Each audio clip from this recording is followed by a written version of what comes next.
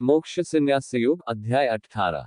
त्याग का विषय। अर्जुन बोले, हे महाबाहो, हे वासुदेव, मैं संन्यास और त्याग के तत्व को जानना चाहता हूँ। श्री भगवान बोले, कितने ही पंडित जन तो काम्य कर्मों के त्याग को संन्यास समझते हैं तथा दूसरे विचार कुशल पुरुष सब कर्मों के फल के त्याग को त्याग कहते हैं।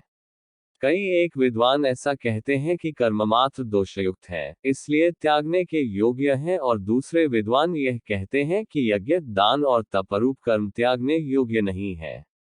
हे पुरुष श्रेष्ठ अर्जुन, संन्यास और त्याग, इन दोनों में से पहले त्याग के विषय में तू मेरा निश्चय सुन। क्योंकि त्याग सात्विक, राजस और तामस भेद से 3 प्रकार का कहा गया है। यज्ञ, दान और तपरूप कर्म त्याग करने के योग्य नहीं है, बल्कि वह तो अवश्य कर्तव्य है, क्योंकि यज्ञ, दान और तप ये तीनों ही कर्म बुद्धिमान पुरुषों को पवित्र करने वाले हैं। इसलिए हे पार्थ, इन यज्ञ, दान और तपरूप कर्मों को तथा और भी संपूर्ण कर्तव्य कर्मों को आसक्ति और फलों का त्याग करके अवश्य करना चाहिए। यह मेरा निश्चय किया हुआ उत्तम मत है। परंतु नियत कर्म का स्वरूप से त्याग करना उचित नहीं है, इसलिए मोह के कारण उसका त्याग कर देना तामस त्याग कहा गया है। जो कुछ कर्म है वह सब दुखरूप ही है, ऐसा समझकर यदि कोई शारीरिक क्लेश के भय से कर्तव्य कर्मों का त्याग कर दे तो वह ऐसा राजस त्याग करके त्याग के फल को किसी प्रकार भी नहीं पाता।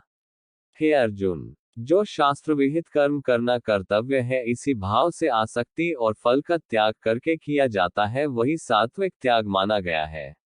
जो मनुष्य अकुशल कर्म से तो द्वेष नहीं करता और कुशल कर्म में आसक्त नहीं होता, वह शुद्ध सत्वगुण से युक्त पुरुष, संशयरहित, बुद्धिमान और सच्चा त्यागी है।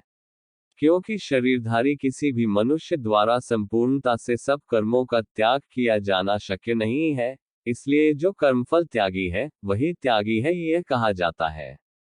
कर्मफल का त्याग न करने वाले मनुष्यों के कर्मों का तो अच्छा, बुरा और मिला हुआ ऐसे 3 प्रकार का फल मरने के पश्चात अवश्य होता है, किंतु कर्मफल का त्याग कर देने वाले मनुष्यों के कर्मों का फल किसी काल में भी नहीं होता। हे महाबाहो, संपूर्ण कर्मों की सिद्धि के ये 5 हेतु कर्मों का अंत करने के लिए उपाय बतलाने वाले सांख्य शास्त्र में कहे गए हैं, उनको तू मुझसे भली भांति जान। इस विषय में अर्थात कर्मों की सिद्धि में अधिष्ठान और कर्ता तथा भिन्न भिन्न प्रकार के कारण एवं नाना प्रकार की अलग अलग चेष्टाएं, और वैसे ही 5वां हेतु दैव है। मनुष्य मन, वाणी और शरीर से शास्त्रानुकूल अथवा विपरीत जो कुछ भी कर्म करता है, उसके ये 5 कारण है।